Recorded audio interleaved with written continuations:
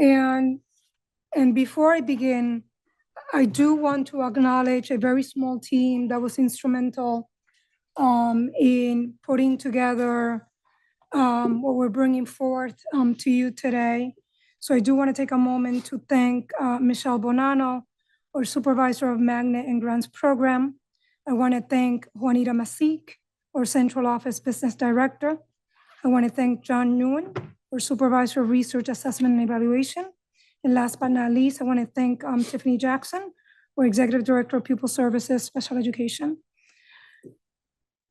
So today I am here joined by our CFO, Amilcar Hernandez, to share with you my proposed operating budget for fiscal year 27.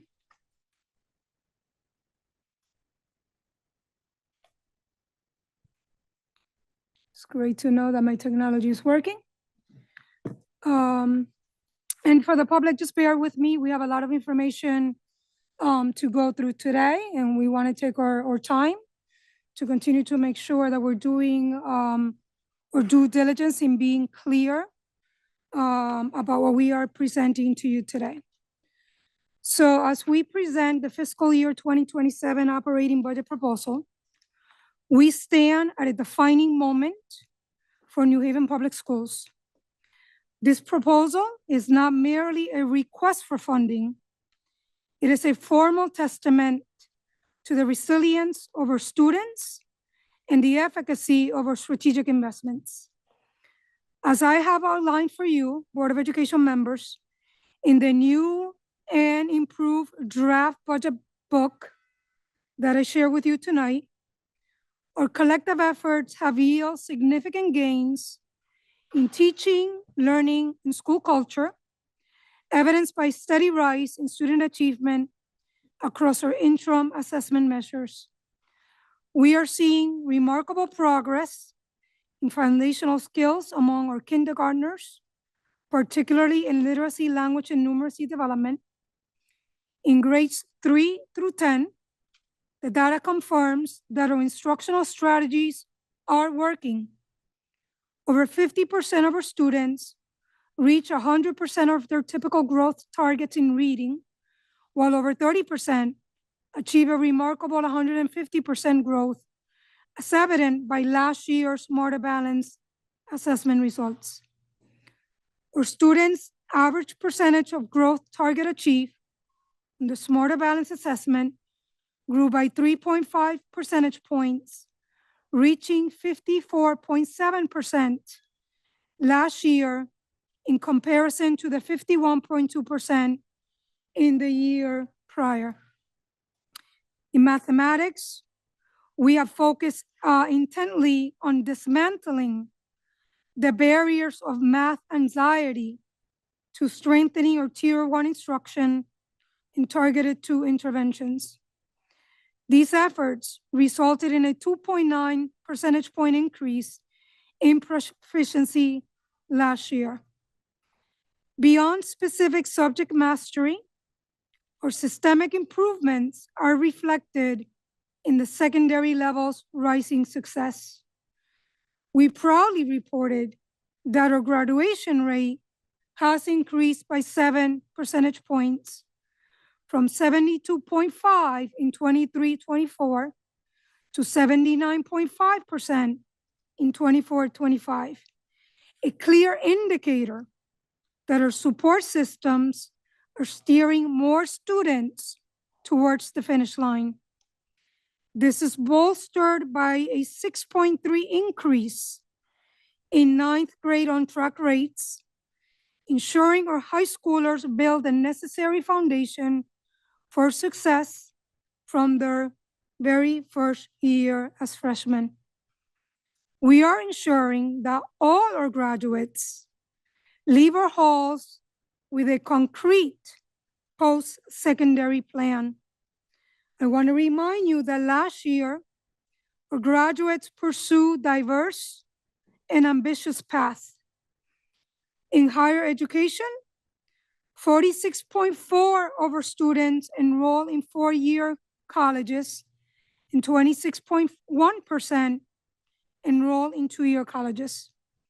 As it relates to vocational and specialized training, 8.5% moved to trades or tech programs, while 3.2% pursued certifications at two-year institutions. And in workforce and service, 5.9 joined the workforce directly after graduating last year, and 2.2% went directly to serve in the military. I also want to remind you that we have expanded our 6 career pathways: bioscience, business, culinary, education, healthcare, and manufacturing, and that these programs just last year alone led to 158 industry certified industry certificates. By prioritizing our strategy of connectedness and belongingness, we're also successfully reducing chronic absenteeism. And you may recall that we celebrated the fact that we were able to reduce that percentage by 5.4 percentage points. Our school climate survey reflects this shift, showing an increase in favorable responses from students and families who feel a renewed sense of partnership with our schools. And pretty soon, we are going to have our third-party vendor give us the results for culture and climate results. I will hear that this coming Friday, and then I will bring that data to you so that you can also see how we are doing this year. But I wanted to lift that to remind the public that we built a plan together. We are committing to our mission to empower every student to thrive in a safe, inclusive, and supportive environment, and that we're very clear about our vision, that we want to make sure that we are inspiring and empowering and equipping every single one of our students, and that we are being guided by our core values. It doesn't matter what happens out there in our state political climate or state climate or federal climate. We are staying the course with the path to excellence that we build together, with the targets that we are setting out to achieve, being driven by our core values that we share, so that we can get there in 2029. I also want to remind you that we built a timeline, a very clear timeline on how we were going to build this budget and bring it to you and to the community. I want to remind folks that this process started in late October, in November, when we engaged our entire community in a thought exchange survey to let us know what was important, what we should be protecting. I gave you the results of that survey. We also laid out and did a process overview with all of our school administrators and our leaders back in early November. Our leaders then worked through their own school budgets. In December, we engaged in those budget conversations. The CFO and I, and members of cabinet and the executive team joined me to go through all of these community budget conversations, to engage the community, hear their questions, provide answers in the moment. So reminding you that that process took place in late January and early February, and that we have engaged in ongoing conversations in F&O to talk about our budget. And here we are today to make the formal presentation of our fiscal year 27 budget requests. And that from here, we are not done. We will then engage in a Board of Alders budget hearing that's already scheduled for the end of April. And then we are going to continue to hear what's going to happen at the state level, hoping that that's going to help us so that hopefully in June, you as a board, with all of those pieces better known, can approve this budget. I also want to remind you and the public that we are keeping the statements that we have made before you. We said that this budget development process will be guided by one central question and one goal, and that was to respond to the voices that said they wanted more transparency. That is why, since November, we have been speaking about the budget. We have been open about the budget, how we were going to tackle the development process. We're being guided by transparency that is being informed not by one voice, two voices, but by all the voices or diverse stakeholder perspectives, because we ultimately want to achieve equity across all of our schools. So I wanted to remind people about that goal, that we're staying committed with that goal. And as I mentioned, I'm very happy to share with you today, we have developed a new and improved budget book. The budget book that I gave you today, board members. That budget book includes new and improved information. It includes a further explanation of what we're going to present to you today in the slide deck. It will explain and go into depth around our operating budget requests and the drivers, the operating budget by function, the major grants budget by function, along with the school budget section, in the central service budget section, and a glossary to help you navigate the technical terms. I want to add for the public and for the paper that I see here in the room, the draft of that budget book will be made available to the entire public electronically. After tonight, after I get a chance to present to my board, the people that I answer to, and field their questions, we will take that on tonight. And our plan is to make this budget book draft. I want to highlight it is a draft. That is what a budget book does. It is a moment in time that will be linked to the page that through this budget process, we have made available to the public to be transparent and put everything up there in one place for the budget to see. We're not hiding anything. We're being an open book.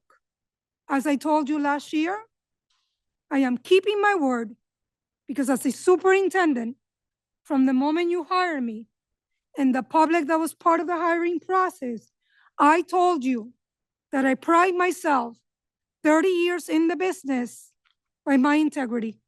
And I'm not shying away from my integrity. So today, I hope that you will indulge me in this long presentation.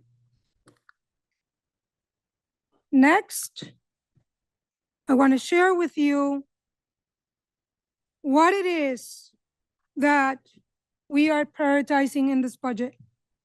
You heard me at the beginning share the data that you've heard me share before about the wins that we've had as a district, where we are celebrating because of the amazing work that our teachers are doing, that our administrators are doing, that our students are doing, that our parents are doing, that all of us are doing as a collective. You heard me share the celebrations.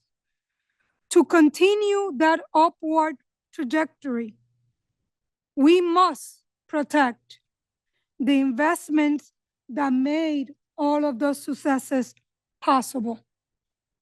We must sustain the current level of full-time employees to ensure that every student has access to high-quality core instruction and the interventions and the enrichment services that they require.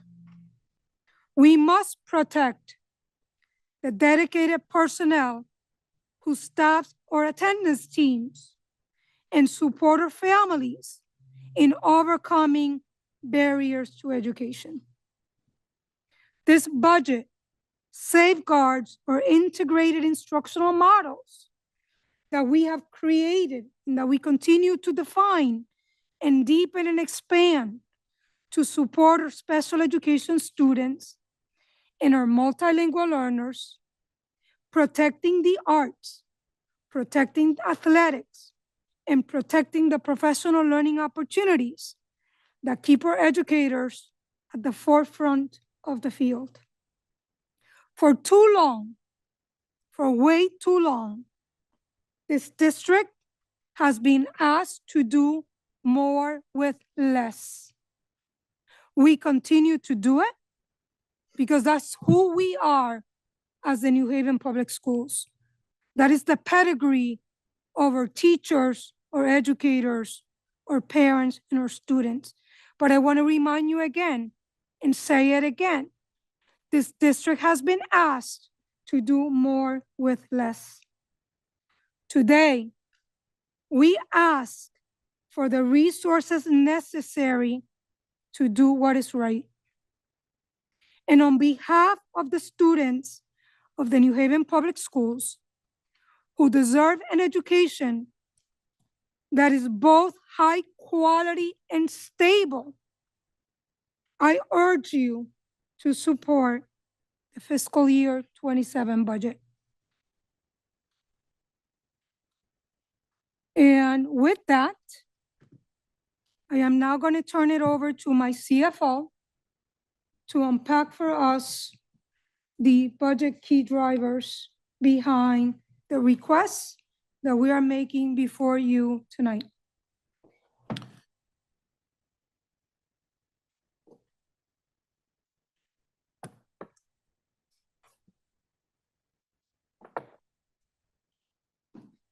Thank you, Dr. Negron, and good evening to the members of the board and the audience, not only here, but also watching us online.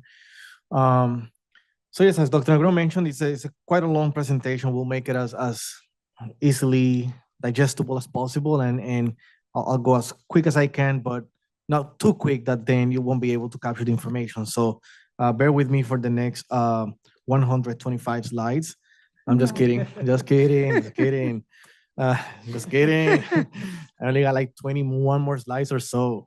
But let's start with the budget key drivers, right? And this is just a very general, high level, just slide just to start with this foundation. The conversation after this slide will, I will go a little deeper into some of these, and then we'll also deviate from the key drivers and also speak about some other areas that are of interest to the public as we've gone through all these months, speaking to the community and to different stakeholders. We now understand, some of the areas that are of key interest. So we also will touch base on some of those as well.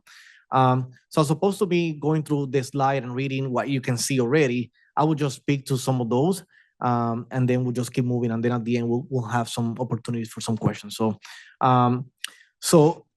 I will just focus on, on the first one, I will actually take this back. I actually have to read this one. So on the first one, the personnel cost and the contractual salary increases for teachers and staff. That's obviously a major key driver. I've mentioned this in the past, that the personnel cost is the biggest expense of the school district. And it is the same in any organization, in not only just government organization, but just in any place, nonprofit, the private sector, always it is the biggest cost. But it also comes with the great title of, this is also where our biggest asset lies, right? Like our personnel is our biggest asset. So it only makes sense that the most important component of our organization is the one that carries, the biggest cost, right? Because we have to compensate them accordingly. There's also a need to maintain competitive wages to attract and retain talent. We've talked about that, especially during negotiations. That was a huge highlight, right? We want to be able to retain the staff. So it's not only compensate for what I deserve to be compensated, but also do it because it's the only way to retain staff, right? And it only makes sense, right? So that is a key, budget driver. On the student needs, I'll go a little deeper on this one. When we say growth in special education services, it is in order for us to address the continued upward trajectory of special education enrollment, and we'll see a slide about the enrollment for special education at a later time, which necessitates a strategic expansion of specialized staff to maintain compliance with mandated service hours and mental health support. So that is extremely important. It's not just that it sounds good that we want to provide resources for the growth of special education. It's also a mandate, and it's also our mandate, as a human, as a person that cares for our children. It's common sense. Like we want to be able to provide our students with the best service that we could possibly provide, beyond just the fact that it's a state mandate for us to do so. And then the evolution of multilingual support to address its complexity. I want to really expand a little bit on what we mean by the evolution of multilingual support. That is a transition from managing growth to addressing the increased complexity and depth of need within stabilized population, requiring more nuanced, high-tier interventions for long-term English learners. I know this because I was one of them. I did my whole high school in a bilingual program, not knowing any English whatsoever at the age of 14 through the age of 16. And that's how I had to, learn English and be part of society. And here I am today. So I'm grateful for the multilingual service that I received in high school, which is when I learned English, or at least what you hear coming out of my mouth. I hope it is still English, but it is close enough that you understand what I'm saying, right? It's good enough, I would say. So then you have the operational costs, right? And we've talked about this, quite a bit. These are the ones that are more visible for people. These are the transportation and fuel increases, and the facility maintenance increases, and that conversation has been a conversation that this district has had for years and years and years. Maintaining our buildings and how the cost of maintaining our buildings have increased year over year. So these are the budget key drivers, among other ones, and we'll go in depth into some of those as we go along. On the next slide, I do have the control of this. Yeah, you are. Oh, this is fun. On the next slide, so we have the district enrollment as of October 1st, and this is a 10-year snapshot. And this is what we all know to be true, like how enrollment has decreased over time. Obviously now at this year, 2025, fiscal year 2025, we have a 17,000, can't even see this number from here. 837. There you go. I have it really small on my computer. Let me make it bigger. There you go. So we've seen the decrease of enrollment, and this is some of the comments that I've heard, lately is, but Amilcar, if the enrollment keeps going down, how do you explain how the cost keeps going up? How do you explain why transportation keeps going up and teachers' salaries keep going up and all these things keep going up but enrollment keeps going down, right? So I hope that at the end of this presentation, we're able to paint a picture, to provide a little bit more clarity on that. And if I don't, please ask me that question at the end. I want to make sure that we leave tonight with clarity on how that works, right? How the correlation between enrollment and the cost of doing business, right, in a school district. So this one is important for us to touch base. But in a nutshell, you could have, I'll give you just one quick example. You could have in a classroom, you could have 20 students, or you could have 16 students, or you could have 23 students. Any of those three numbers, 15, 20, or 23, still requires one teacher. Now, there's a big difference between 15 students and 23 students. That's 8 students difference. 8 student difference could be easily revenue of about $100,000 that we won't get from the state, just because of those 8 students. $100,000 easily pays for the salary of that one teacher that's in that classroom. But now we just lost those 8 students, but we still have to pay the teacher. So that's a very easy example, all right? And this is not the case this is just the case that just came to mind now, but there's a lot of cases where you could also say, well, you have a school facility that has 300 students, and you have to pay electricity, you have to pay gas, you have to pay all these utilities, but that school now has only 200 students. The building didn't shrink.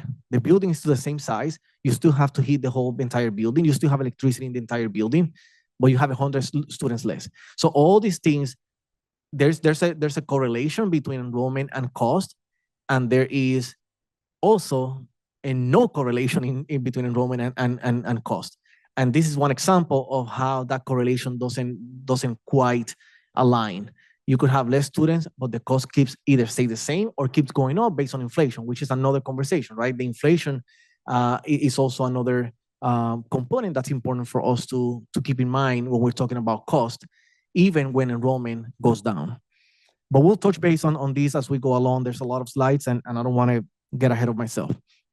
On the next slide, we have this beautiful, colorful slide that shows three different cohorts. And if I'm able to make this bigger on my end. There you go.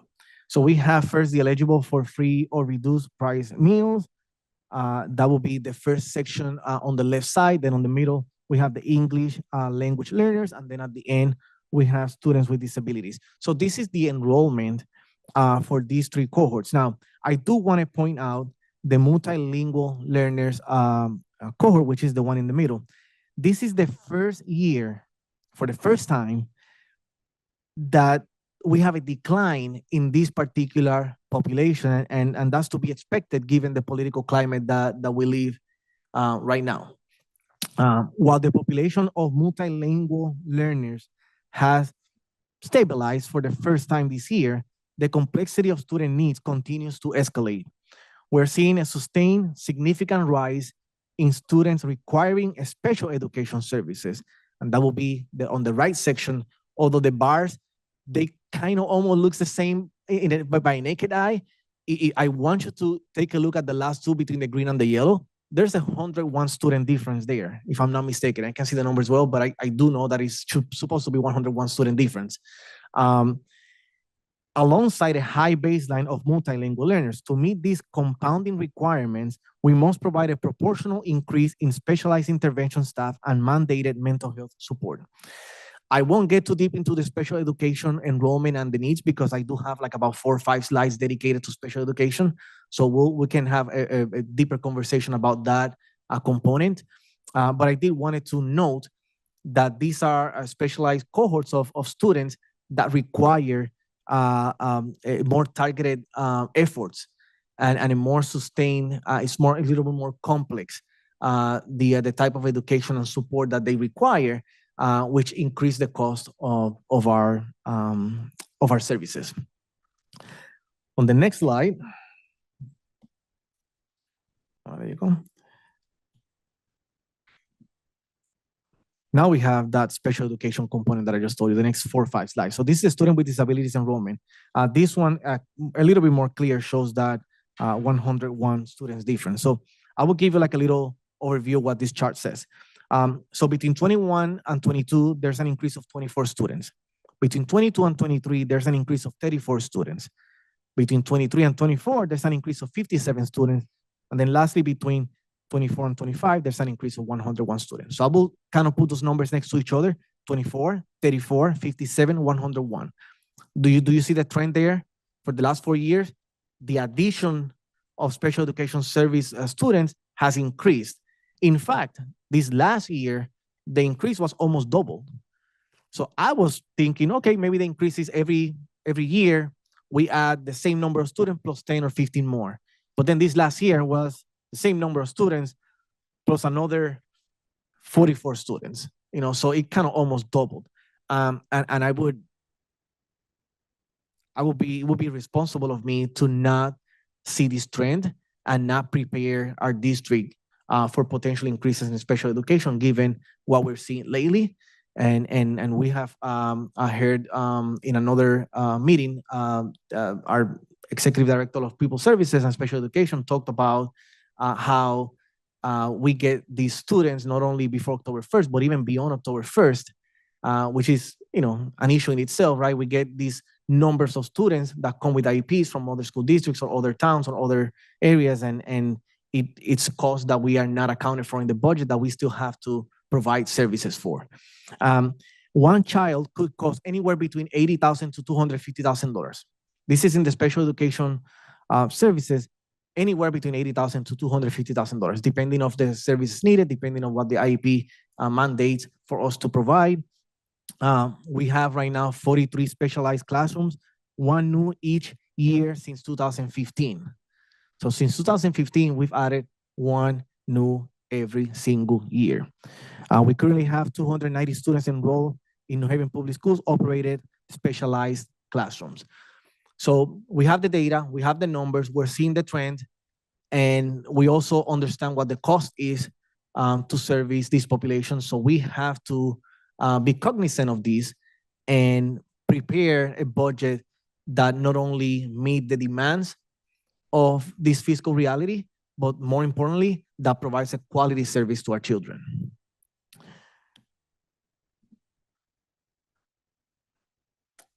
On this slide, you have a little bit more detail regarding the special education service budget.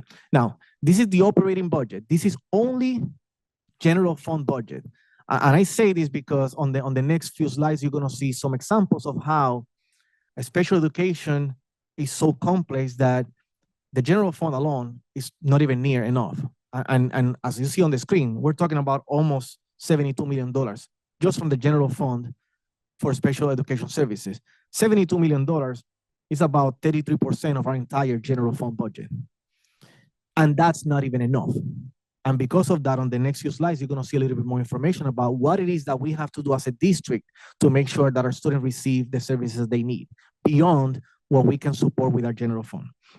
So again, special education students make up about 18% of our enrollment. Yet, that 18% of our enrollment requires 33% of our general fund budget.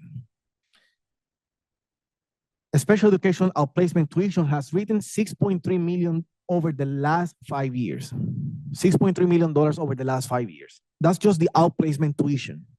And we've talked about tuition several times in other presentations as one of the key drivers of our budget. We currently have 278 resident students in an outplaced setting, all requiring tuition. All of them requiring us to pay tuition, and every single one of them goes beyond the amount of funding that we receive from the state, because as I said before, special education services is not just what the state provides or the local government provides. It goes beyond, again, because of the level of service that they require. And again, it could go between $80,000 and $250,000, and it's just the reality that we live. Now, these, as I said before, this particular budget that you see in front of you does not include any additional funds to cover other special education expenses using special funds. And I'll go into that special funds component in just a little bit. I know that in the past, when we present budgets, line item budgets as these, there's always question about what is this, what is that. So I'll just give you a little bit of what some of these are, just so at least hopefully it could get the conversation going. So on the first one, tuition, this particular one for special education, a good chunk of it goes to any ACES operated locations. A portion of it also goes to some of the charter schools that we also have to pay our special education students to attend to. On the personnel, some examples of personnel that are covered by this particular line item from the general fund are speech and language pathologists, an occupational therapist, and anywhere from any of those services. Even some of the staffing from any of the charter schools that we have to send students to. Transportation, as an example, in this particular case, just give an example. I know transportation is much a bigger conversation, but just to give an example, we have right now 64 vans that cost about $93,000 each. These are all based on IEP requirements. We contracted for 57 vans. So right now we're using 7 more vehicles, vans. I'm talking about school buses, vans, 7 more at $93,000 each. That's just somewhere between $650,000 and $700,000 more over the budgeted amount based on the 57 vans that we originally allocated for. And so this is just an example of how the transportation cost could easily fluctuate up or down only based on IEP requirements. So at the beginning of the school year, especially now that we're doing a budget for next year, we're doing it based on the students that we have, based on the trends that we see. But at any given time, the numbers of students can fluctuate substantially. And for each student, it comes with a cost that goes way beyond what we receive from the state for each of the students. In some cases, you have to, depending on the location of the student, you have to get a van for 1 or 2 students or even 3 students. And even when you add up everything we get for each of those students, it doesn't even pay for the full cost of that van, which is $93,000. In order for you to be able to get enough revenue to pay just for the van, and this is not even talking about the teachers that will provide the services and any other cost, you will have to fill up that van with at least 5 students, and just to pay for that van. And then now you don't have any more money to pay for the teachers, for the support staff, for the paraprofessionals, social workers, and any of the other expenses. So those dynamics have to be clear, that every time we receive funding for one student, you have to account for the cost of that student as a whole, not just that student receives services from this one teacher, this second teacher, or these 3 or 4 different staff on the school level. Yeah, what about transportation? What about some of the other components of things that we have to pay for to support the student? And this is just one example that I felt it was easy for us to understand and to digest and see the dynamics when we receive funding for special education students. When we look at the contracts line item, that's where we have some of the contracts that I saw under there were the sign language contracts, behavioral therapist contracts. So these are contracts that we are mandated to employ and to have in order to provide our students the services they require and they need. Because we do not have all the resources we need to meet the demands and needs of our special education students, we rely on grants or special funds to make these services available. An example is on our next slide when we talk about IDEA. So let's go to our next slide.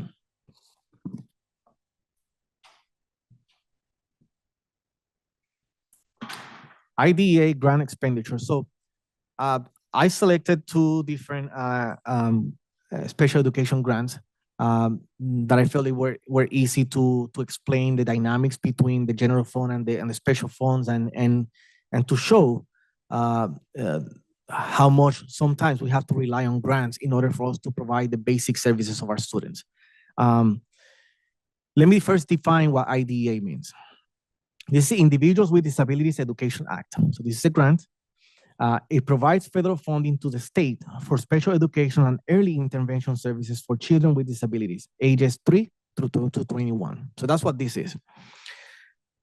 When you look at that chart and you look at the data that's there, you can see that out of the $7 million, 3.2, in fact, I would say 3.8, when you include the employee benefits, goes towards full-time staff. Then you have the tutors, then you have people services, and then you have some of the other categories that we have to employ this funding for.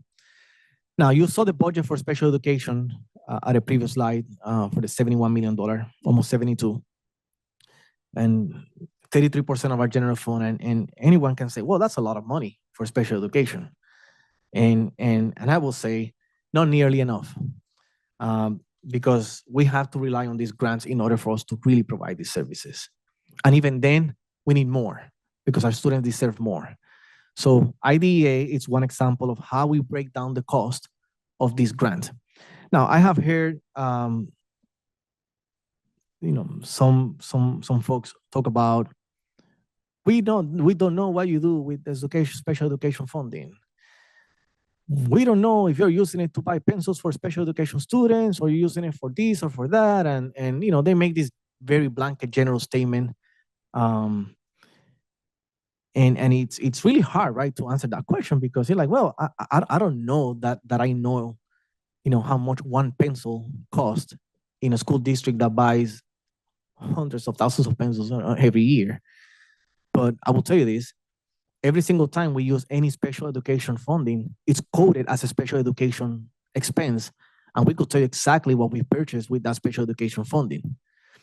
The problem is that on the other side, what people see is just supplies coming into the classroom, distributed to all the students, regular students, special education students, multilingual learner students, and have no idea if that one box of pencils or that one box of whatever supply is was paid with one funding or the other. And that's what the people see with their eyes, because they are not on this side and they don't see the amount of reporting that we have to do every single time we use special education funding. We have to categorize every single item that we purchase with this funding, and we have to account for it. There's oversight entities that come to our district to audit our expenses. Special education expenses are not just the only one, but this is one that's actually very well audited. This is one that not only the state, but the federal government on a continuous basis are looking exactly how we're spending this money. So I want to make sure that, for those folks that don't understand how we allocate and how we report expenses for special education and other cohorts and other funding, rest assured that we do have this coded in a way that we could easily identify how we use the money and for what particular purpose. This grant allocation you see there is exactly how we budget our expenses. Our system does not allow for you to use more than what's already allotted for that line unless you request a budget modification, which in the case of these grants is not that easy. It's not that easy, whether it's a state or the federal government to request a budget modification. It takes a lot of work. It takes a lot of intentionality, and you have to be able to provide a good business case in order for you to make these changes. So our system is built in a way that doesn't allow you to go beyond what's there. And it's not just us, because when we send these expenses to the city for the city to cut the check, they also have another layer of gatekeepers that will push it back to us and say, hey, Amilcar, you guys just went over this number. I can't cut a check. I can't do this because you just went over it, right? So it's not just our decision alone. We have multiple layers of departments and personnel across not only BOE, but also the city that's keeping an eye and making sure that we are within budget. And that's a good thing, right? Sometimes it takes a little longer to get there, right? But it is a good thing that we have systems in place that make sure that we are in compliance, not only budgetarily, but also in the services that we're providing. So this is one example. In the IDEA grant, because if you look at this chart here, you will say, well, Amilcar, what do you mean by people services? What do you mean by, instructional, non-instructional? Those are very broad categories. I don't know what you mean by that. I've heard this before. I've presented categories of such before, and they always ask the same question. So this time I came prepared. This time I came ready to give you some details. So I'll give you some details now. Instructional, this 3.2 pays for 2 social workers, 2 speech and language pathologists, 2 psychologists, 1 hearing impaired, 3 visually impaired, 27 special education teachers, and 34 paraeducators. There it is. You wanted to know how many FTEs we could pay with 3.2 with this particular grant? There's the information. Pupil services, what are those contracts for? That 1.7. Oh, that 1.7 includes, nursing, include ACES behavioral, autism, healthcare, pediatric services, lifeline care, relay hub, bilingual assessment, and many other contracts, that are necessary for special education services population. Benefits is all the personnel paid under IDA, and benefits includes obviously taxes and workers' compensation and health insurance and so on. Tutors are non-instructional. Non-instructional will be the administrative assistants, the data coordinators, supervisors, compliance coordinators, management analysts, all these other support staff that are critical for us not only to report back to IDA, to the federal government, how we're using the money, but they're also critical in making sure that we are in compliance with the way we use the funding. And then supplies, it's self-explanatory, and unless somebody wants me to tell you that we buy pencils, pens, paper, supplies. And then indirect cost, it's the administrative cost to the district. So this is just one example broken down into a more deeper level. Any other grants that we receive, whether it's a state or federal, it's a very similar breakdown. We know exactly how much we pay for each category, and we know exactly who are we paying for and what's included in that particular category. The next and last component of IDA, because IDA is split into two different sections. The other one will be the preschool side of it, and that one is a much smaller. So you add the $7 million I showed you on 2 slides ago, plus this 100, almost 29,000. That is the full IDEA grant, and this one, similar to what we see in other grants, 61.6% pays for staffing and 38.4% pays for the benefits. Now, I will take an opportunity now that I've shown you three different examples of how many of our grants and even general fund works. I will take this opportunity to tell you how dangerous it is for us to keep relying on grants to pay for the services for our students. Not only with my previous experience from other places that I've worked and that I've been involved, not only at the academic area, the school, but also in the nonprofit sector and the government sector. I've learned that it's beautiful and it's amazing when we get grants, right? We celebrate grants. We celebrate when we get them. It makes us happy because it gives us an additional funding for us to provide the services at the level that our students, our students deserve. But it can also create a very bad habit where we start functioning under the assumption that we're going to get this grant every single year. And now we start putting staff in there. Now staff salaries now are subject to the availability of that grant. What happens when that grant goes away? What do we do with the staffing, right? So it's very dangerous, a very dangerous business when we start doing that. Now, it is not it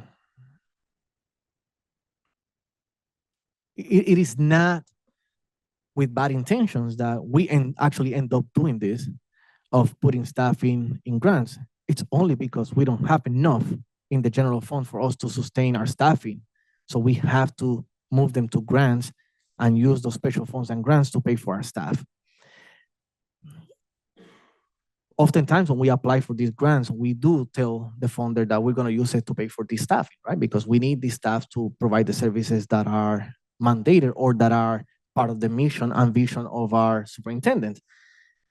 But at the same time, it would be even better if I could tell on the application that I'm going to use this funding to not only improve the service, but to add more services to our student, more quality service to our student, and not have to tell the funder that we're going to use the funding to pay teachers or to pay support staff.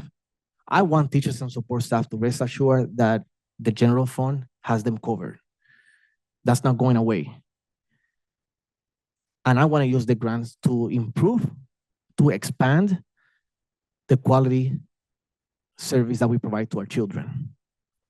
That is the perfect world scenario. Now, I'll tell you this, and I gave you this premise because I want to skip to, this is a great time for me to go to this slide, which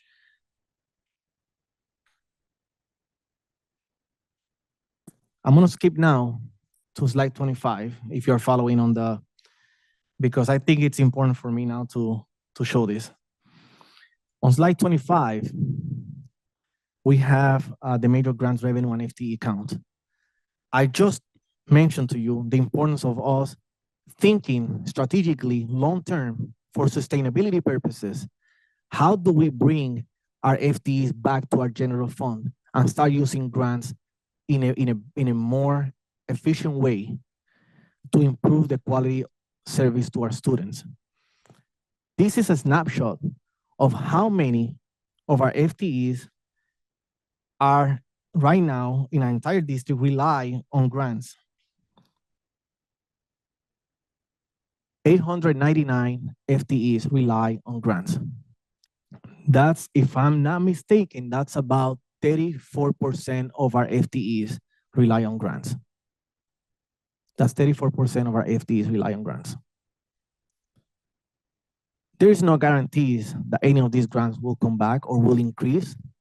I'll tell you this, Alliance and Priority, as of right now, is going to be flat funded for the upcoming years unless this legislative session takes a look at that and then changes. But this year was the last year of the phase-in increases. but our teachers will get increases this year, next year, and the following one, and they deserve to get increases every single year, period. Period. There's no question about that. But Alliance and Priority, who carries 236 FTEs between those two, will not increase anymore unless the state legislature decides to make some changes to the Alliance and Priority and continue the increases that we've had for the last 5 years. That's just one example of how critical it is for us to understand the dynamics between general funds, special funds, and how our FTEs are allocated between the two of them. Again, in a perfect world, all the FTEs should be in the general fund, so we could use the grants to expand quality service, to improve our quality service. We have to tie it down to our staffing because, like I said before, that's our greatest asset. Without them, there's absolutely no quality education whatsoever. So we have to preserve our staffing, and we have to use grants for such a, in that manner. I'm gonna go back because it wasn't my intentional plan to skip to this slide, but I thought it was important for us to do so. So I'll go back to slide 14 if you're following on the paper copy. So this is the last grant that I'm going to show you regarding special funds. I'm sorry, special education. And this one, I want to really thank our state legislative body, our state delegation, because they work really hard to make sure that this seed grant it's in place. And here you can see how it also, again, following the same trend, it also pays for the lot of the staffing that provides special education, not only at the charter school, but also in some of the other schools that we have. So the seed grant, that's, I'm gonna exactly say what it is, just for the benefit of our public. That's a special education expansion and development grant. It's a state grant aimed at increasing school district capacity to serve students with special needs locally. It provides flexible funding for staff recruitment, direct services, and development screenings. It is extremely important for us to track every single cent for special education students. I cannot say this enough. I cannot say enough that every single cent that we spend on special education students is tracked accordingly, not only as a whole Department of Special Education, but also even by grant and by location too. So if any time you ask me, how much have you spent in special education in that one particular school? The system will give it to me. We have it, we track it in that manner to that level. So there is, I want to make sure there's no misinformation when it comes to special education. We track these expenses. This is not nothing new. I don't take credit for it. This has been in place way before I was here. It's always been the case. And this is another grant again that explains the dynamics between general fund, special education, the staffing FTEs, and this is just for special education, but the same applies to some of the other components of the school district beyond special education. On the next slide, I'm cognizant of the time, so I want to keep moving forward. If I can see, I will move to this one, staffing trends chart. On this one, let me move this down a little bit. My apologies. Oh, there you go. On this one, I want to point out just a few areas here. First of all, the one that I think we were asked at an earlier meeting, on the last one, the other staff providing non-instructional, and you see that 1,091 in 23-24. That one, I will have the information here. I forgot where Tiffany is. That one includes now. That one includes the bus drivers, and included the monitors, included some other staffing that were not included there in the past, and that's why the number increased substantially in that year. The way that the category, what the category included, changed in that particular year, and then from that point on, then we kept that same standard, and that's I almost forgot. See, that's exactly what happened. We included some additional positions that were not included in the past, and that's what created that big change.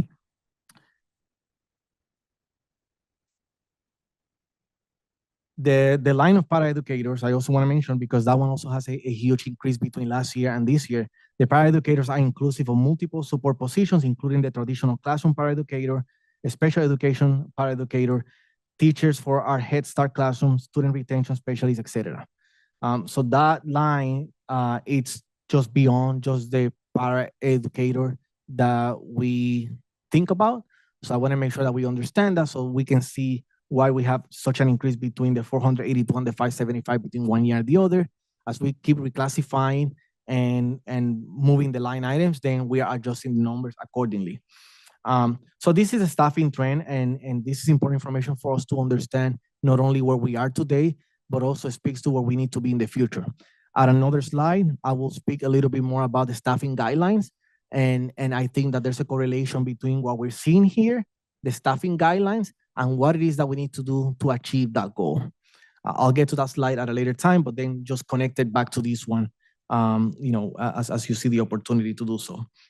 On the next one, on the next slide, we have the collective bargaining groups, projected increases. Again, these are just approximates, but so we have, for example, the school administrators for this coming year, there's an additional $620,000 that will be, that's contractually agreed upon to spend on that particular bargaining unit, in addition to what we already budgeted for this year. Then we have the cafeteria bargaining unit, that's at 119,000. The custodial, we're still currently in negotiations, but we're estimating that it could be somewhere between, about $124,000 more in salaries for the custodial. For the teachers, it's about $6.1 million for this coming year. And then for our paraeducators, $395,000. So when you add them all up, you have about $7.3 million just in increase of salaries, and that does not include the BOE, the trades, which is the second one there. We are waiting for negotiations. And so we are estimating somewhere between $7 and $8 million, in additional salaries for next year.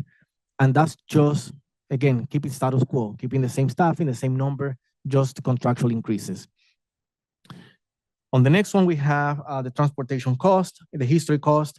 On this one, I want to take a point of privilege, if there's such a thing for a panelist. Yeah, okay, good. I always love to say that. I want to take a point of privilege. And I want to say this from the bottom of my heart, but in a very nice way. When we talk about transportation costs, there's no such thing as a debacle, right? When people use these kind of mischaracterizations, it goes along the lines of what we're seeing at the national level, right? And I was surprised to see that kind of misinformation and mischaracterization at a local level. I was like, okay, you know what? I'm shielded here from the nonsense that's happening in Washington, D.C. And then I wake up this morning finding out that we have that kind of nonsense happening in New Haven. I'm like, that can't be true. We cannot be providing this level of misinformation and mischaracterization of what I said or what we're presenting. So, well, it is what it is, right? That's some of the things that we have to deal with. But I want to make sure that people understand there is no such thing as a debacle, as a budget debacle, especially when we talk about transportation. It was very clearly explained, and I will explain it again, just for those that need that clarification. The transportation line item, I said in the past that for this year, it was under budgeted. Let me just first say this. Under budgeted line items happen everywhere at all times. It just happens, right? Your budget, based on the information that you have today, on the data that you have today, it's a point in time decision. Under budgeted line items happen everywhere all the time. Now, given the fact that we have spent in the past, as you see in the chart, and it shows that we're not shying away from the facts and the data, that we spent $33, $35, $39 million in transportation, and we budgeted between 30 and 32, depending on what categories you include in transportation. In this particular case, I'm using this particular breakdown that says that we budgeted $32 million. You will say, well, Mika, you did on the budgeted. Then no, well, not me, but the district on the budgeted, right? I'm like, sure, we did. But then ask me why. And I'll tell you what I said before. When we are in the process of budget development, and this is what's going to happen in the next 2 months, unfortunately, we have to get to a point where we have to present a balanced budget. and we have to present a mitigation plan. And we have to, beyond that mitigation plan, we have to cut line items in order to present a balanced budget. So it could be approved and we could be in compliance. And we hope and we work really hard to implement that mitigation plan, put it in place without cutting our services to a point that it's not beneficial to our children. This year, we are seeing, from the beginning, we're seeing the trends of the cost of transportation. So technically, you have two decisions, two options. Either you continue providing the services, or you say, well, we're just cutting down these routes. We're not providing services anymore. But then you have to deal with the consequences of doing so without preparing a good plan to transition any of those changes. Then you see an increase on absenteeism. You see increase on, on some of the other negative impacts that it will have not to provide this service at the level that we're providing it right now, unless you provide a plan to transition between one form of transportation to another form. You put a plan together, you strategize, and you make sure that every student receives the services they need, and then you prioritize how you're going to provide that service. So this year, we said, we're not touching that. We're going to continue providing the services. We are not impacting our children in such a way that then they don't make it to school or that they don't receive the services they need to receive. So unfortunately, the cost keeps increasing. The needs, as I mentioned to you in a previous example of special education students that require a different level of transportation, continues to increase. So we're going to provide the service. And also as leadership, it's our responsibility now to figure out how we're going to pay for it. It's not the responsibility of our students. They shouldn't have to pay for our decisions. We have to now make decisions of how are we going to deal with this deficit. If we're overspending this line item because we budgeted at this level, we have to figure it out. It is my job as a CFO to take the lead on that effort and figure out how we're going to pay for this, how we're going to cover this expense. In what other areas can I create more efficiencies to create enough savings to cover this expense? That's my job. My job and the job of my team to come up with a plan to do so. So there's no debacle. It's mostly a decision for us to prioritize the education of our students over staying within a budget line item at the cost of the quality of service to our children. I make this decision a million times more every single year if I have to, because I am not going to jeopardize the service of our children. There's no debacle. It's very easily understood. I explain it in less than 2 minutes. No debacle. So in comparison, I want to make sure that, for those of you that are very mathematical driven and that are looking at the numbers, I welcome all those questions. If you looked at slide number 10, I will go back just because I want to, and I want to make sure that you get that answer. If you look at the third line, it says special education transportation, 5,590,970. Special education transportation from the general fund, almost 5.6. Now I'm showing you a slide that says on the second line, special education transportation, the budget says 5,273,895. And then you say, but Amilcar, wait a second, same year, same fiscal year, you're giving me two different numbers. It's off by 316,375. Yes, it is. But I want to explain to you why. So I'm going to give you the answer before you ask the question, because I know one of you already thought about it. So I'm giving you the answer right now. This line that's a little less off does not include the portion of special education transportation to technical schools, the bus passes, and the inter-district transportation for special education students. All right, so this is for the special education students. Those three that I just mentioned to you, that add up to 316,375, is not included in this chart. It is included on the other one. That's the only difference. It's just broken down differently. It just happens to have the same name, special education transportation, but one includes those three components, the other one doesn't. Are we clear? We good? All right, good, perfect. Other than that, then this chart, what it does is that it helps me figure out potential savings on outplacement transportation due to the creation of the Wexler program. So that's what we are, counting on some savings there. And then another opportunity that we have by looking at this transportation cost history is that it kind of pushed us to start assessing our transportation capacity usage on specific school and routes that have shown opportunities to maximize and create more efficiency, which in turn turns into more savings.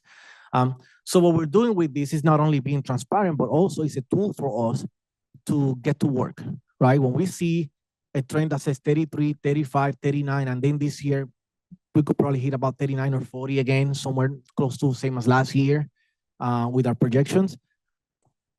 We're saying, okay, hold on. We're seeing the trend here. We got to get to work. How it is that we can mitigate this increase of expenses in transportation, and let's have some serious conversations about what the opportunities are. So we have already identified 2 different opportunities. There are some other ones that in the upcoming months we're going to be having conversations, not only internally, but also with the board. You will also be getting a presentation, I believe, on April 6th. Mr. Wilcox, is it April 6th for transportation? I think April 6th you will be getting, yes, that's a Monday, April 6th, you will receive a more in-depth conversation about transportation. And that's purposely done in order for us to get this conversation going, not only for the board to understand better what the transportation structure looks like, but it will help us just have these conversations, right? Because there's a lot of different opportunities, and I am one that's up for it. I would love to explore opportunities to save in transportation. Now, I do want to also, another piece that's also being misinformed is the belief that we have a contract, let's say with our main service provider, like First Student. America, that contract is for $30 million, or the number, whatever the number it is, for depending on which components you look on the contract. But you're already spending 32. But I also have to make sure that you understand this is not just First Student. This is transportation as a whole. It's First Student, but it is also many other transportation providers, not only taxi cabs, but also a lot of other smaller LLC companies that provide, private transportation door to door. There's a lot of different transportation companies beyond just First Student. So these numbers reflect, transportation costs as a whole. It's not just First Student. So please do not take any transportation budget that you see and mimic it or try to put it next to just the First Student contract. That is not apples to apples.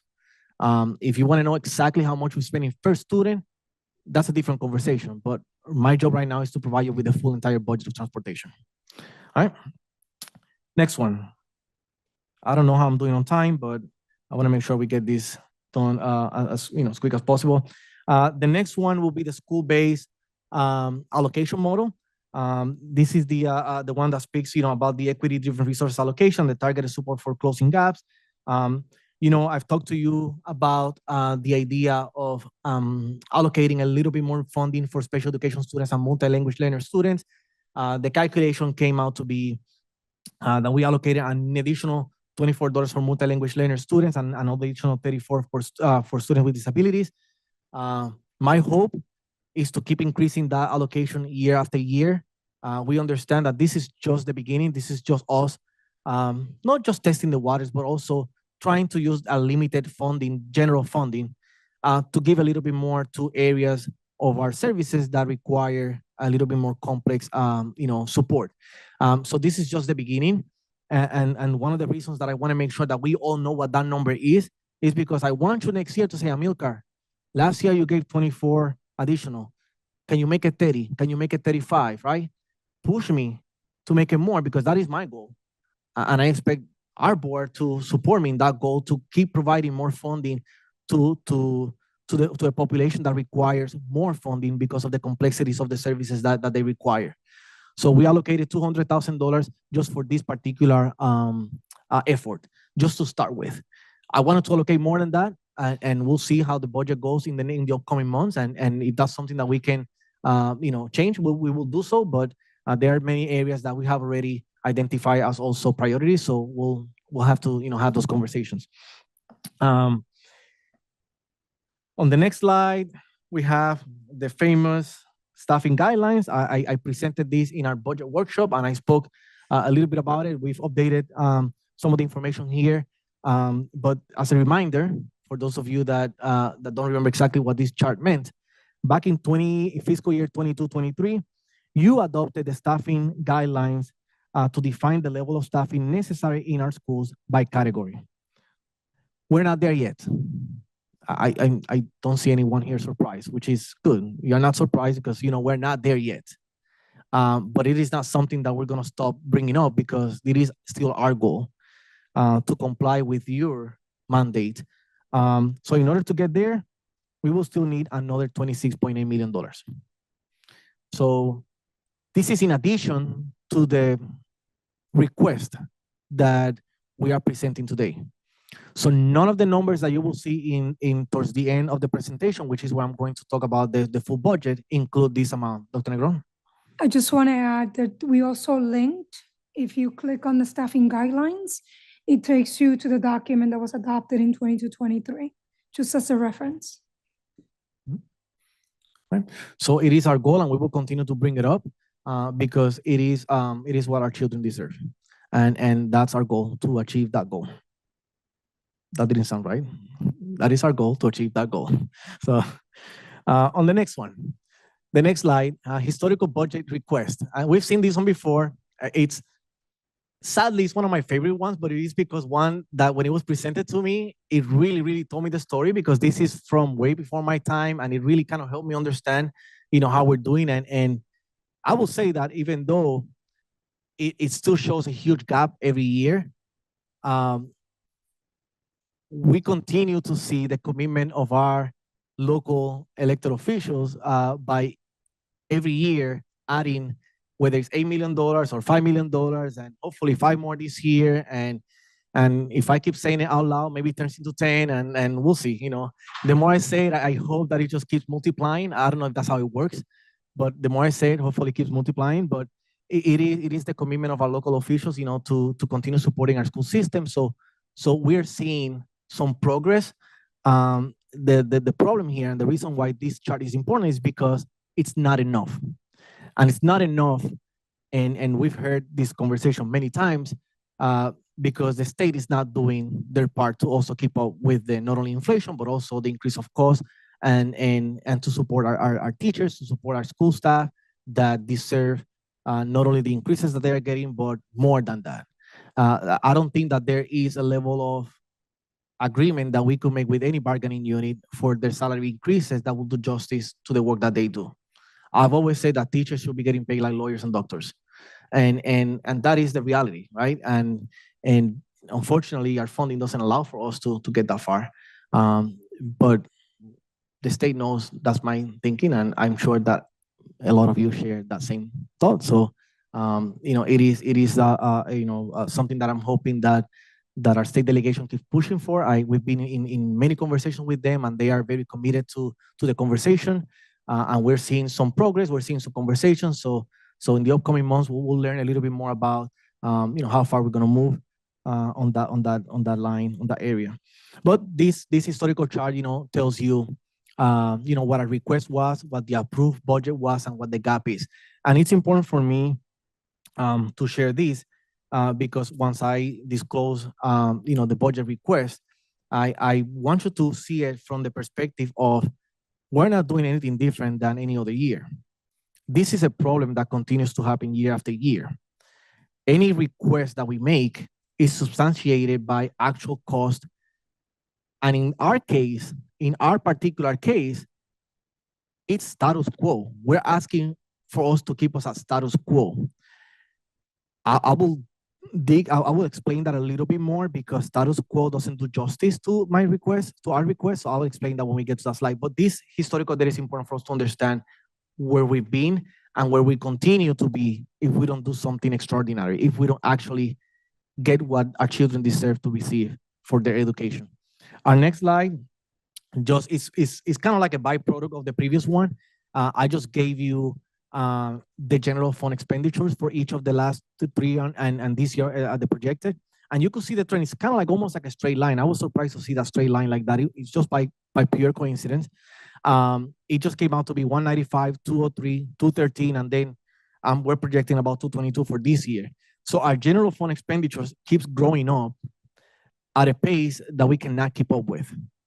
And again, I thank our local elected officials for trying to, keep up with it, but it's just impossible at this rate, right? When you are increasing your general expenditures by $8 million, then you increase it by 10, and now it's going to be by about 9 or 10 more. It's really hard, and this is where we are asking our other stakeholders, especially our state legislator and our governor, to really take a look at this and say, hey, these are the real true expenses. Our books are open. You can see line by line. You can see exactly how we're spending the money. This is not luxury. This is our expenses that we require to have in order to provide quality services. Our next slide just gives you a little bit of a budget revenue by funding source. Here you can see how our ECS non-alliance, which is the $142.5 million, it's basically 42% of our general fund. And then you can see the local funds of almost $71 million equates to almost 21% of our budget. And then you have our state grants. And the state grants is the one that includes the non-alliance funding. I just want to make sure that non-alliance is included here. It's just under the state funding that says $75 million. And then you see the other ones that are a little bit smaller. But here's the breakdown. And again, this is another picture that shows you how much we have to rely in funding outside of the general fund in order for us to provide the services that we provide. And again, in a perfect world, we want most of our expenses to be covered by general funds, so we could use grants for expansion, improvement, create more programming for our children, provide them more opportunities. And so this is a picture that also shows you how much we have to rely on grants, state, federal grants to run our district. Our next slide. This one is the alliance revenue. So, we took a look at the alliance revenue across different districts, and I was a little surprised to see that New Haven is the one that received the least amount of alliance revenue per pupil. You see there, the amount of money is the 1,505 per student, compared to some other districts that go up to 5,000. So the average, I think, is 3,000. Oh, it's actually there. $3,156 per student of the alliance funding. So this is one area that we would like to explore. We would like to bring up to the attention to understand, sometimes, it's the inequities, and I'm not accusing of anyone doing anything on purpose. It's just sometimes inequities happen in the midst of creating formulas and trying to create equity. We create inequities in an indirect way. And this chart shows you that New Haven is getting the short end of the stick when it comes to the alliance funding compared to the district. So we want to make sure that this is something that's brought up to the surface, so we can have these conversations and figure out, okay, how can we improve this a little better. But moving on to the next slide, we have the historical alliance and priority grant allocations. And I showed you, I talked a little bit about earlier about the alliance and the priority funding now getting to that point where now there's no projected increases coming up in the upcoming years. And we also talked about the fact that 236 FTEs rely on alliance and priority grant allocation. So this is something that's important for me to make sure that we bring up, because these are conversations that we need to have as a leadership of the district, but also with the board, that if alliance and priority funding stays flat for the upcoming years, how do we keep up with the increase of cost of salaries for these 236 FTEs that rely on alliance and priority funding to pay for their salaries? How do we keep up with that? And that's a conversation that I don't want to catch you by surprise a year from now. It is a conversation I want to have now, early on, so we could start strategizing and having those conversations, not only internally, but also with our stakeholders at the state, to figure out how do we keep up with this. So this one, this year was the last year of the phase-in of increases. And here you can see kind of like how the increases kind of worked out, for the last 6-7 years. And this is the slide that I showed you earlier. I only touched base on the alliance and priority, but you can see the rest of the other major grants that cover our staffing. Like I said, it's just short of 900 FTEs that are covered by special funds or grants. And just by the nature of grants or special funds, they are never guaranteed. Some of those we have to apply on a year-to-year basis. Some of those are competitive. Some of those may or may not pan out. I know that one of the board members in a previous meeting asked about the federal funding and the impact that it could have, given the current climate at the federal level. And this is the kind of conversation that we need to have, right? The federal grants, whether it's Title I, IDEA, these grants that may or may not be affected, right, by this particular climate. But I also want to talk about it from the perspective of when we talk about IDEA, we're talking about 74 FTEs. If we're talking about Title I, we're talking about 112 FTEs. These are critical staffing that we need in our schools. So it's not just the loss of funding. We're losing our best asset, which are our staff. We're losing what makes New Haven to be in that path of excellence. So for us, it's extremely important for us to provide this perspective. So take a, I don't know if you're like me that likes to take pictures with my eyes, like I'm very visual. There's a name for that. Don't ask me what it is. Like I told you, I just learned English the other day. So if you take a picture with your eye, take a picture of this one with your eyes, because this is the most important one almost of the whole stack. Because this talks about our reliance on grants for staffing. And this is a conversation that speaks about sustainability for us in the upcoming years. And like I said before, when the district and the board hired me, was not just to do finances, accounting 101 in the office, was for me to think about strategically about not this year, but also years to come. This is the conversation we need to have moving forward. On the next slide, we have what you've seen in the past. So I will introduce this slide in this manner. So New Haven Public Schools hereby submits its proposed budget of $252.6 million for the upcoming fiscal year. This request reflects the district's unwavering commitment to providing equitable, high-quality education to all our students while navigating rising operational cost, evolving student needs. This request reflects our true operating costs without any additional applied revenue. That's important. An adjusted budget of $232.1 million has been previously presented during the board meeting workshop on March 2nd of 2026, but that number is based on revenue assumptions that may or may not become reality. The total budget increase to $252 million is approximately 18.4%. So I want to be very clear, and we have this conversation in multiple meetings, not only in F&O, but also in the budget workshop. Our request is $252.6 million status quo budget.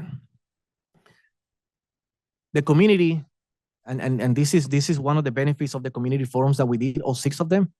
One of the most important things that we got out of the community forums was that people were asking for transparency, for us to be proactive, for us to think just beyond these big numbers.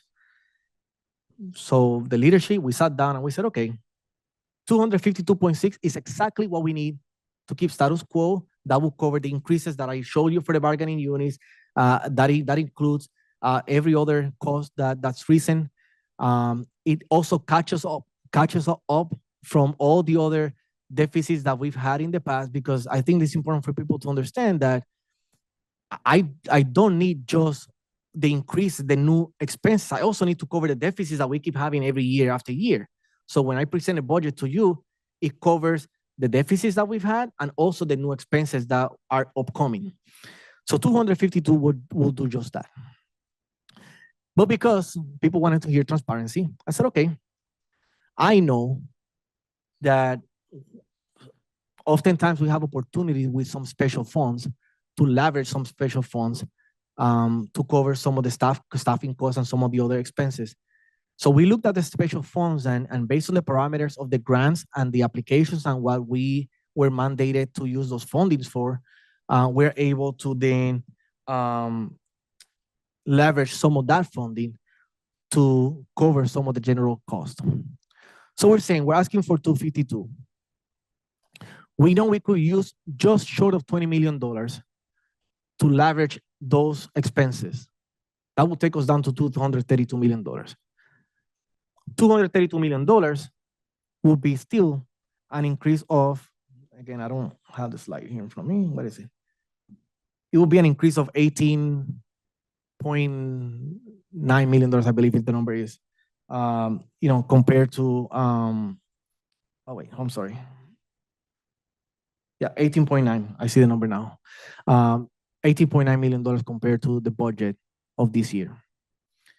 Out of the 18.9, you will say, well, Amilcar, the mayor proposed another $5 million. So if the others approve $5 million, then it's not 18.9 anymore. That's true. It will make it 14.9.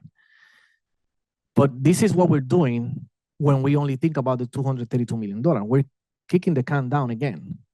In a matter of speaking, we're kicking the can down again because what we're doing is that we're still cultivating that habit of using special funds and grants for costs that should be covered by general funds. And we're tying down more staffing, more core services to grants that may or may not arrive, for grants that are here today, may not be here tomorrow, for grants that the amount approved changes all the time, up or down. We've had grants that have gone down. We have grants that have gone up. Every year, it's a different story. And we cannot tie down our staffing costs, our salaries, our core services to grants that are not permanent. So $252 million will solve that part of the issue. It will keep us status quo. But then now it relieves $20 million for us to then do what grants are supposed to do: improve, add additional programming. Well, what I've been talking about throughout this whole presentation about improving quality service, adding, expanding, that's what we're looking for with these $252 million, to release that $20 million that's tied down now with staffing, so we could expand and increase the services to our students. So as stakeholders, we have a responsibility now to attend to that need and to attend to this request.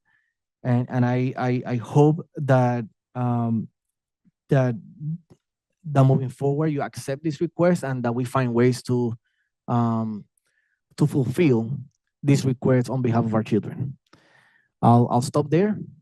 No pressure, but I'll stop there, and then I'll let the chair now open up with questions.